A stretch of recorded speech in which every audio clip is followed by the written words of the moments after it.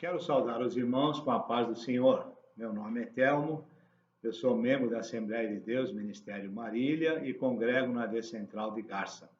Meu nome é Miralva, eu sou casada com o Telmo e faço parte da mesma igreja. A paz do Senhor para todos. Hoje nós vamos estudar a lição de número 9, como vencer as oposições à obra de Deus. O textuário diz assim: mas em todas estas coisas somos mais que vencedores, por aquele que nos amou. Romanos 8:37. A nossa verdade prática nos fala assim: quando depositamos nossa confiança em Deus, descobrimos que Ele é muito maior do que todos os obstáculos que encontramos. A nossa leitura bíblica está no livro de Neemias, no capítulo 4, do verso 8 ao 20. E no livro de 1 João, capítulo 4, versículo 4. E 1 João, capítulo 5, verso 5. Se os irmãos quiserem, dar uma pausa e ler essa leitura, né? A introdução nos fala assim: nós vamos estudar nesta lição como os judeus resistiram aos samaritanos quando da construção dos muros. Esta lição é uma sequência da lição 7. Você que vem acompanhando, essa lição 9 é uma sequência da lição 7. Vamos ver agora com mais detalhes a forma de resistência dos judeus, como conseguiram reconstruir os muros. No primeiro tópico, qual a procedência destes ataques? No primeiro item, a Bíblia revela a verdadeira força por trás destes ataques. Paulo vai nos dizer que a nossa luta não é contra a carne, não é contra os homens. Efésios 6:12.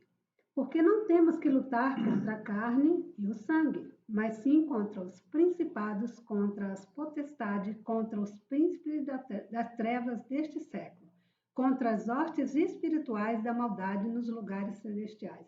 A nossa briga, Théo, não é contra carne e sangue. Exatamente. Nós somos feitos de quê? De carne e sangue. Nossa briga não é contra carne e sangue. Exatamente. Seu esposo, sua esposa é feita de carne e sangue. Não é contra ele, contra ela que você tem que brigar, né? Nossa luta é contra os inimigos invisíveis. É uma luta espiritual. Os inimigos que podemos ver são instrumentos dos demônios. Quem de fato nos ataca é o nosso inimigo. Ele usa pessoas para nos atacar, para nos agredir, para nos afrontar. Desde que o inimigo caiu no pecado lá no céu, o inimigo luta contra tudo que se relaciona com Deus. Ele foi expulso do céu. O inimigo se tornou um adversário de Deus, um adversário da obra de Deus. E o diabo é o nosso adversário. 1 Pedro 5:8. Sede sóbrios, vigiai, porque o diabo, vosso adversário, anda em derredor, bramindo como um leão, buscando a quem possa tragar. Exatamente. Ele anda não ao nosso redor, mas ao derredor. Olhando o que nós vamos fazer, que ele pode nos tentar, né? No item 2, qual a orientação que a Bíblia dá diante desta luta? A Bíblia nos dá orientações para poder resistir aos ataques do inimigo. Temos de nos proteger com as armas da palavra. Efésios 6:13. Portanto, tomai toda a armadura de Deus, para que possais resistir nos dias maus, e havendo feito tudo, ficai firmes. Temos que resistir no dia mau, quando o inimigo, quando parece que tudo está dando errado, é o inimigo nos fustigando. Vamos ler a palavra de Deus, resistir ao inimigo e orar. E orar, principalmente orar. Havendo feito tudo, temos de ficar firmes. É isso que nos diz Paulo escrevendo aos Efésios. A Bíblia não nos manda fugir da luta. A luta, às vezes, é para a gente crescer, não é? Para o nosso crescimento. E nós queremos fugir da luta. Não é para fugir. E nós temos que, em vez de fugir, resistir e buscar a Deus. Exatamente. Assim podemos vencer o inimigo. Tiago 4:7. Sujeitai-vos, pois, a Deus, resistir ao diabo e ele fugirá de vós. É só resistir. Se nós resistirmos às tentações e ardis do inimigo, o inimigo fugirá de nós. É isso que nos diz a palavra de Deus. O que nós temos que fazer? resistir. Nesta luta, no item 3, nesta luta contra o mundo invisível, a arma mais eficaz é a fé. A Bíblia nos diz que quem vence o mundo, isso quer dizer o pecado, né? É só aquele que crê em Jesus, que Jesus é o Filho de Deus. 1 João 5,5. Quem é que vence o mundo, senão aquele que crê que Jesus é o Filho de Deus? Quem cuida da sua vida tem a vida eterna. Você cuida da sua vida, você tem a vida eterna. Esta é uma promessa de Jesus. Para isso, necessitamos de fé. 1 Timóteo 6,12. Milita a boa milícia da fé. Toma posse da vida eterna, para a qual também foste chamado, tendo já feito boa confissão diante de muitas testemunhas. Isso aí. Não devemos permitir que nada venha abalar a nossa fé. A fé é essencial à nossa vida. A fé é o que nos mantém firmes no caminho de Deus. Sem fé é até impossível agradar a Deus. Hebreus 11:6. Ora, sem fé é impossível agradar-lhe, porque é necessário que aquele que se aproxima de Deus creia que ele existe e que é galardoador dos que o buscam. É isso, é ter fé. Porque sem fé, você nem agrada a Deus. Não devemos temer o inimigo, devemos crer em Jesus Cristo. Não dar lugar à tentação. Quando errarmos em alguma coisa, procura o teu irmão, Isso é certo. se acerta com ele, Isso, né? exatamente. Confessa o teu erro, Exatamente. pede perdão É isso mesmo. e principalmente para Deus, Para Deus. não é? No item 4, nesta luta, as armas devem ser espirituais. 2 Coríntios 10:4. Porque as armas da nossa milícia não são carnais, mas sim poderosas em Deus para a destruição das fortalezas. Nossa luta não é carnal, é uma luta espiritual. Minha briga não é contra o meu marido. Quando eu discordo dele em alguma coisa, eu tenho que ver quem está por trás disso. Porque às vezes o inimigo usa um, usa outro para nos agredir. Amém. E aí, se eu digo, minha briga não é contra a carne e o sangue, então, inimigo, tu já está derrotado, porque eu não vou aceitar, Exatamente. não é? Não vou Exatamente. aceitar essa seta. Então, a nossa luta só pode ser lutada com armas espirituais. Só assim poderemos vencer o mal. As armas carnais, só com as armas espirituais poderemos vencer os demônios. As armas carnais só nos levam a dar lugar ao inimigo, a raiva, a ira.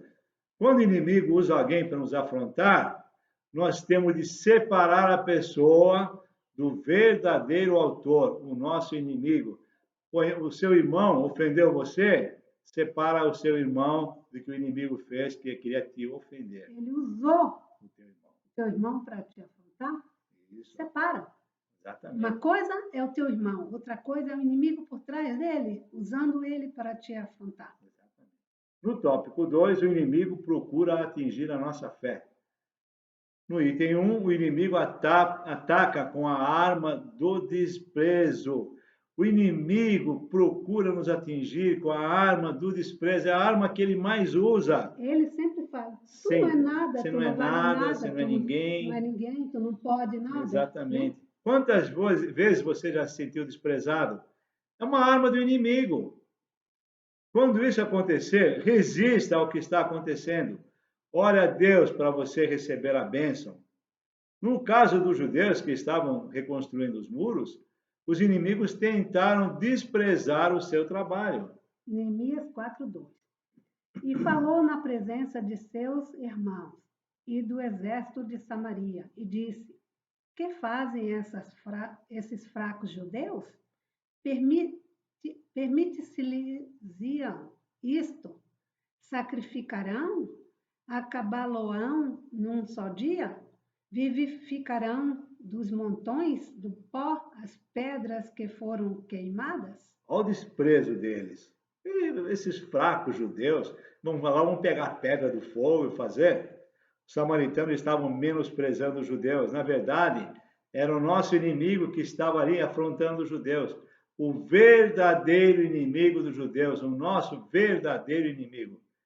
Quando você se compara com o seu inimigo, você se coloca em risco. O diabo sempre vai tentar mostrar que você é menor do que o inimigo. Foi isso que aconteceu com os 10 espias que foram ver a terra de Canaã. Eles se compararam com os moradores que lá havia. Nós somos como gafanhotos na em mão deles. relação a eles. Exatamente. Se sentiram menores, incapazes de entrar na terra. Não foram capazes de perceber que o Deus sobre Ia a vida lutar. deles era maior e ia Exatamente. lutar por eles. O inimigo, o diabo, os intimidou.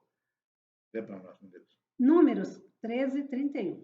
Porém, os homens com quem eles subiram disseram: não poderemos subir contra aquele povo, porque é mais forte do que nós. Eles se compararam com o inimigo. Se derrotaram antes mesmo Antes de começar a de luta. começar a luta. Porque se compararam com o inimigo. Deus havia prometido dar aquela terra a eles, e isso era o suficiente. Caleb também era espia junto com os outros. Não se deixou abater e nem se desprezar. Neemias 14, 9. Números. Números 14, 9. Tão somente não sejais rebeldes contra o Senhor, e não temais o povo dessa terra, porquanto são eles nosso pão. Rejeitou-se deles o seu amparo, e o Senhor é conosco. Não o temais. É isso que Caleb não falou. Não os temais. É assim que devemos reagir quando nos desprezam. Deus está conosco. Não fique com medo, porque o que mais o inimigo usa é o desprezo. E o medo não é de Deus. E o medo não é de Deus. No item 2, o inimigo ataca com a arma do escárnio. Esta é uma arma muito usada pelo inimigo. Não devemos abater quando vierem escarnecer de nós, vierem zombar de nós. Lembrem que Deus está ao nosso lado. Quando sofremos escárnio e zombaria, ficamos tentados a desanimar. Não se deixe abater. Quando nós nos convertemos, nossa, é motivo de chacota por nossos amigos. Se você caiu em qualquer aspecto de sua vida, você só tem uma solução. Você caiu, alguma coisa, só tem uma solução. Qual é? Recomeçar. Levantar e recomeçar. É isso que Deus quer. Porque nós somos mais que vencedores. Não vamos esquecer que os cristãos sempre foram motivo de zombaria no mundo. Também seremos escarnecidos pelo mundo. Isso faz parte de você ser cristão. Mateus 10, 38 e 39. E quem não toma a sua cruz e não segue após mim, não é digno de mim. Quem achar a sua vida, perdê-la-á. E quem perder a sua vida por amor de mim, achá-la-á. Simples assim, né? Os cristãos carnais procuram escapar de serem escarnecidos pelo mundo. Mas Jesus falou, no mundo tereis aflições. Nós temos aflição como todo mundo. Exatamente. Nós vamos ter enquanto estivermos aqui. Porém, nós temos um Deus todo-poderoso que pode nos ajudar a vencer. No item 3, o inimigo chama a nossa atenção para a imensidade da tarefa. Quando da reconstrução dos muros de Jerusalém, os inimigos do povo de Deus, os samaritanos, tentaram intimidar Neemias e os judeus pelo tamanho da obra. Tobias não queria que eles fossem capazes de reconstruir o muro. Neemias 4:3. E estava com ele Tobias, o amonita, e disse: ainda que edifiquem, contudo, vindo uma raposa, derrubará facilmente o seu muro de pedra. Que absurdo. É para rir, não é, Theo? Neemias não deu atenção a isso. Quando Moisés foi chamado, ele se declarou incompetente para a obra. Quando Deus disse que iria com Moisés, então Moisés aceitou na hora o trabalho de tirar o povo de Israel do Egito. De mim mesma, eu não sou nada. Isso mas, com Deus que está em minha vida e me fortalece, com Ele eu posso tudo. Amém. Pode o quê? Tudo. Tudo. Deus é quem capacita para os que vão fazer a obra. Se Deus te chama, meu irmão, é porque Ele te capacitou. Não tenha medo do tamanho da empreitada. Deus sempre vai usar as coisas pequenas para fazer as grandes obras. Não tenha medo do tamanho da obra. Deus está conosco. A obra é dele. É ele que toma conta. Tudo que vier na mão para fazer, faça com empenho, com dedicação. E Deus vai te abençoar, com toda certeza. No item 4, inimigos contra nós, boatos e mentiras. É assim que começa a murmuração. Ele é o pai da mentira. É o pai diz da a mentira. Bíblia, não sou eu que estou dizendo. É a Bíblia que diz. Que o inimigo é o pai da mentira. Os inimigos dos judeus e de Neemias falaram sobre boatos e mentiras. Esta é a forma que faz o nosso inimigo. Disseram que Neemias queria ser rei. Inventaram uma mentira para desanimar os judeus. Neemias 6, 5 e 6. Então Sambalate, ainda pela quinta vez, me enviou seu servo com uma carta aberta na sua mão, e na qual estava escrito: entre os gentios se ouviu e Gasmu diz: tu e os judeus intentais rebelar-vos. Então edificarás o muro e tu te farás reis dele, segundo estas palavras. Você viu, né? Que intimidação? É. Neemias não se preocupou com essa mentira, com esse boato, e logo respondeu: nós não devemos temer as mentiras do inimigo. Jesus aconselha que aos que sofrem com boatos e mentiras, que se alegrem e exultem, não se preocuparem com o que falam. Desde quando o inimigo gosta de nós? Não gosta. Ele não gosta. Uma vez o pastor Valdeci falou para mim assim, para mim e para você, nós estávamos juntos. Ele falou assim: tem uma pessoa que disse que odeia vocês. Eu pensei bem na pessoa e vi que ela era do inimigo. Exatamente. Né? Uma pessoa do inimigo. Então eu disse: pastor Valdeci, desde quando o inimigo gosta da gente? O dia que ele gostar é porque tem alguma coisa errada conosco. Exatamente. Eu não quero que ele goste de mim. E o que Jesus falou lá em Mateus? Mateus 5, 11 e 12. Bem-aventurados sois vós, quando vos injuriares e perseguires, e mentindo disserem todo o mal contra vós por minha causa. Exultai e alegrai-vos, porque é grande o vosso galardão nos céus, porque assim perseguiram os profetas que foram antes de vós. Não somos nós que somos perseguidos. Todos os profetas foram perseguidos. Vamos fazer a obra, não se importe com boatos e mentiras. No item 5, inimigos a como arma astúcia. Os samaritanos que lutavam contra a construção dos muros convidaram os judeus a morarem nas aldeias deles. Era uma astúcia para prejudicar Neemias.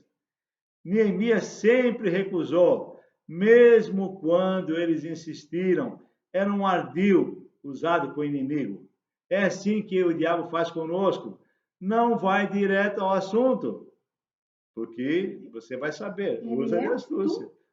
Ele é astuto. Exatamente. O nosso inimigo floreia o tropeço. E assim, às vezes, nós podemos até não perceber. Depois que o cristão cai no pecado, no tropeço, o nosso inimigo chama a Deus e fala: Senhor, olha teu servo cair. Porque é ele que é o nosso acusador. Exatamente. Essa é a função do inimigo, nos acusar. Devemos nos revestir da armadura de Deus. No item 6, o inimigo usa contra nós como arma as ameaças. Se você pregar a palavra de Deus mais uma vez aqui, você vai ver. Pode pregar, não vai acontecer nada. Os inimigos dos judeus e samaritanos usaram de ameaça contra os construtores do muro. Queriam espalhar o medo entre os judeus. Neemias 4, 7 e 8. E sucedeu que, ouvindo Sambalate e Tobias, e os árabes, e os amonitas, e os adoditas, que tanto iam crescendo a reparação dos muros de Jerusalém, que já as rupturas se começavam a tapar, e iraram-se sobremodo, e ligaram-se entre si todos para virem guerrear contra Jerusalém e para os desviarem do seu intento. Exatamente. Se armaram, diz assim: não vamos deixar eles construírem, não, nós vamos atrás deles. Mas a obra é de Deus. A obra era de Deus, quem estava regendo ali era Deus. Exatamente. Neemias resistiu com o enfrentamento dos inimigos. Orou a Deus primeiro, a oração vem antes. Primeiro depois, vamos orar a Deus. Isso, depois armou os construtores. Quer que a gente faça. E aí Neemias armou os construtores. Neemias teve confiança em quem o havia comissionado, o próprio Deus. Os judeus não atacaram os samaritanos, porque era isso que eles queriam. Porque se assim fizessem, iam provocar o rei. Talvez o rei mandasse parar a obra. Mas Neemias é um grande líder, foi um grande líder. ele esperou, ele se armou e esperou. Uma coisa que podemos aprender nessa situação é que não devemos aceitar as provocações do inimigo. A seta vem e cabe a você dizer: eu não aceito não a aceito. provocação. Exatamente. Eu não aceito, eu rejeito. Pronto. Não devemos temer as ameaças do inimigo. Maior é o que está conosco. É verdade. 1 João 4,4. Filhinhos, sois de Deus e já os tendes vencido, porque maior é o que está em vós do que o que está no mundo. Se maior é o que está em nós, por que vamos temer o inimigo? Né? Não vamos. No tópico 3, qual o segredo da vitória de Neemias e dos judeus? Os judeus venceram porque tinham certeza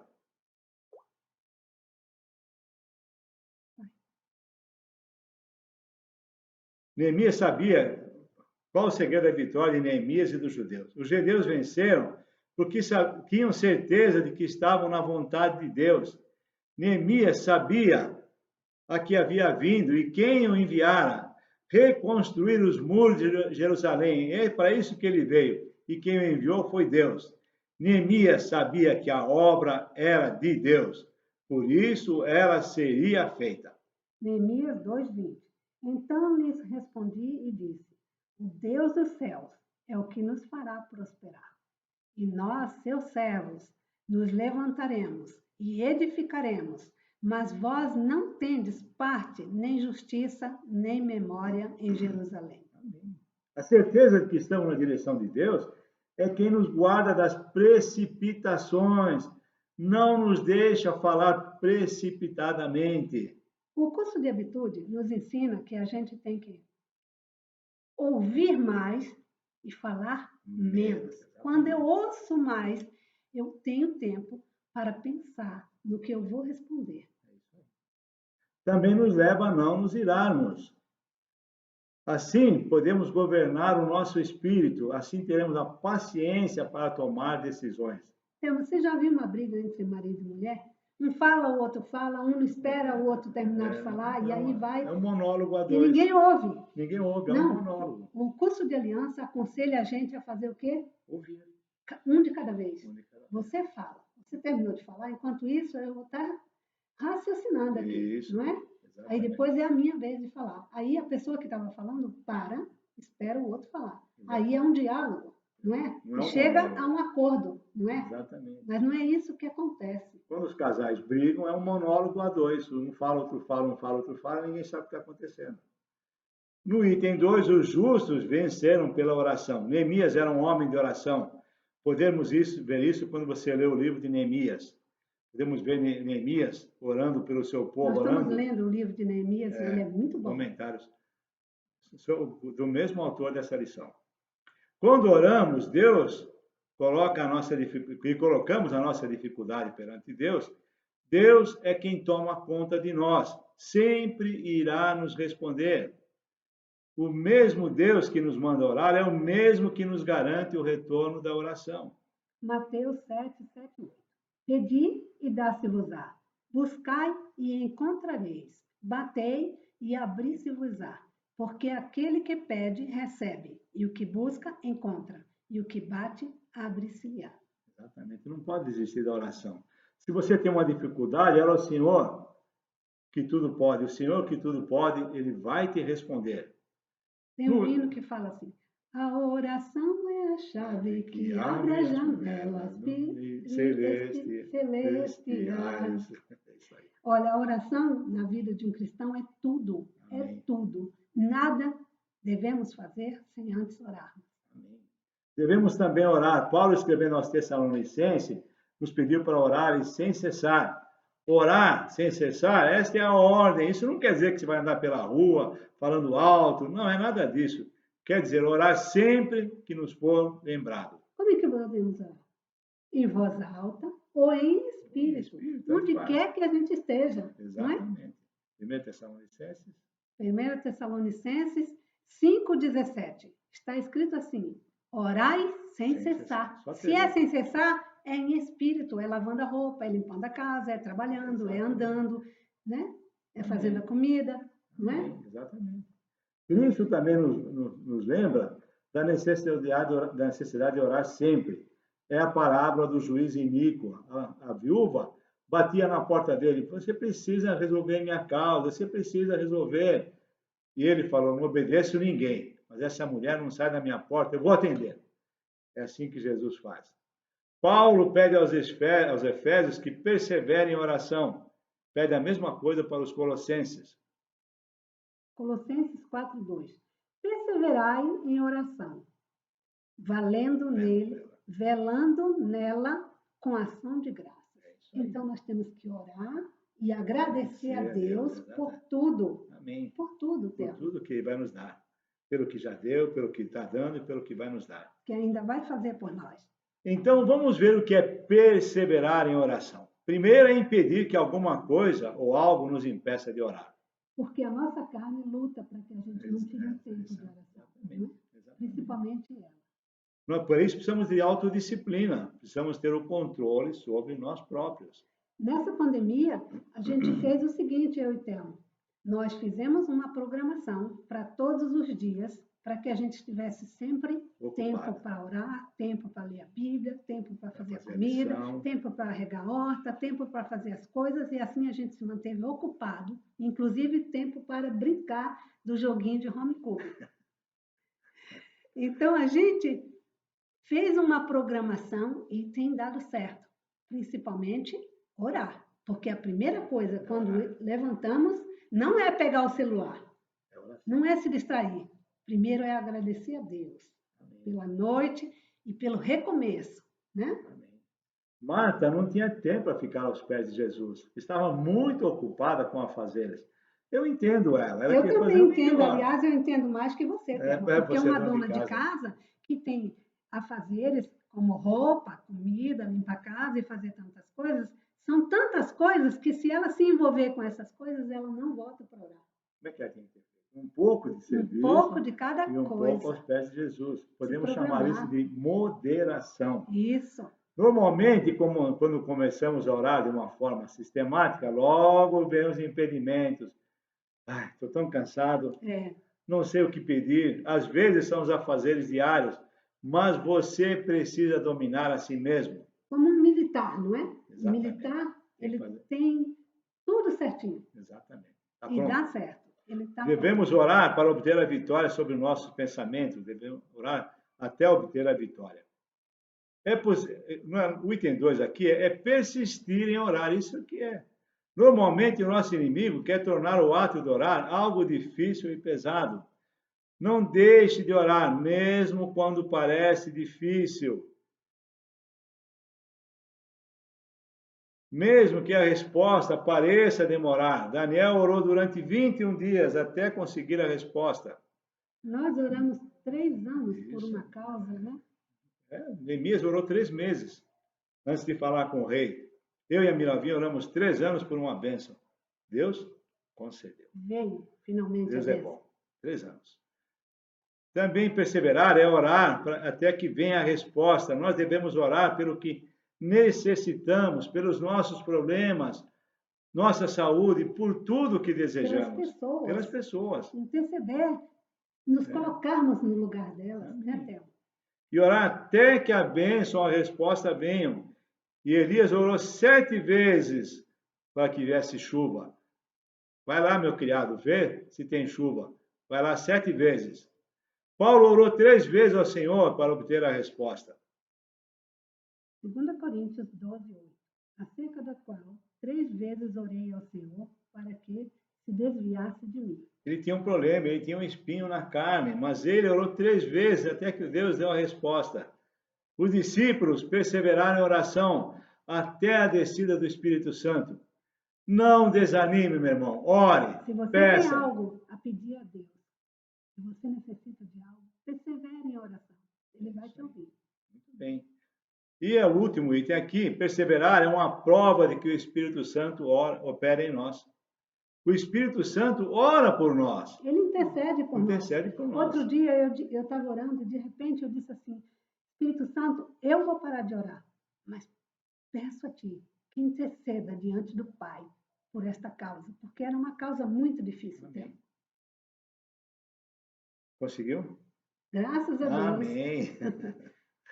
Quando o Espírito Santo, quando estamos ocupados nas tarefas diárias, o Espírito Santo está orando por nós. O Espírito Santo não se preocupa em qual posição vamos orar. Se é sentado, se é Deitado, deitado, em se é pé. andando, se é em pé ou se é de joelho. Mas o melhor é? De joelho. De joelho é melhor, de joelho é melhor. Eu não sei o resto. Minha memória está fraca. Orar de joelho é gostoso demais. Amém. Mas nós podemos orar de qualquer maneira. Exatamente. Deitado, andando, trabalhando, não é? O segredo qual é? Está sempre Em oração.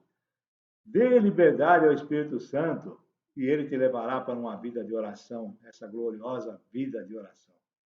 Conclusão da lição de hoje. Nessa lição, vimos como vencer as oposições à obra de Deus.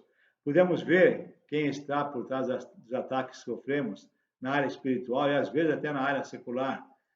Nesta luta, podemos ver que a fé é um componente muito importante. Conhecer a palavra de Deus também é extremamente importante. Na hora das aflições, você vale. ir buscar a palavra de Deus, realmente, isso é como um bálsamo para a nossa vida. Nessa luta, nossas armas devem ser espirituais. Vimos como o inimigo ataca a nossa fé. Quais as formas que o inimigo usa? O desprezo, o escárnio, nos engana, fazendo ver a obra muito difícil para nós, usando de boatos e mentiras, nos tentando com astúcia, tentando nos amedrontar com ameaças. E vimos como Neemias venceu os inimigos, venceram pela oração. Nós também devemos vencer pela oração. É o segredo. O segredo é a oração, a leitura da palavra. Amém. Não deixando... Dedicar tempo Exatamente. para Deus. Amém. Porque se a gente for ver bem, a gente não quer deixar tempo para Deus. A gente quer se envolve com tudo, menos com tempo para Deus. Tira um tempo a sós com Deus, fale com Ele. Exatamente. E não deixando os afazeres nos atrapalhar a oração. Persistindo no orar até conseguir a bênção, tendo o Espírito Santo, porque a vitória é nossa. Vamos Deus juntos? A vitória é nossa pelo sangue de Jesus. Amém? Muito obrigado, meus irmãos. Eu vou orar. Pai, nós te agradecemos, Senhor, por mais essa lição que o Senhor nos permitiu gravar. Pai, abençoa que ela possa ser ouvida pelas pessoas e que possa fazer o efeito para o qual o Senhor nos ajudou a gravar, Pai. Abençoa, Senhor, abençoa cada um. Abençoa cada um que está ouvindo, que vai ouvir essa lição, Senhor, e que tu possa falar ao coração de cada um, segundo a tua vontade. É que nós oramos e já te agradecemos. Em nome de Jesus Cristo. Amém. Amém.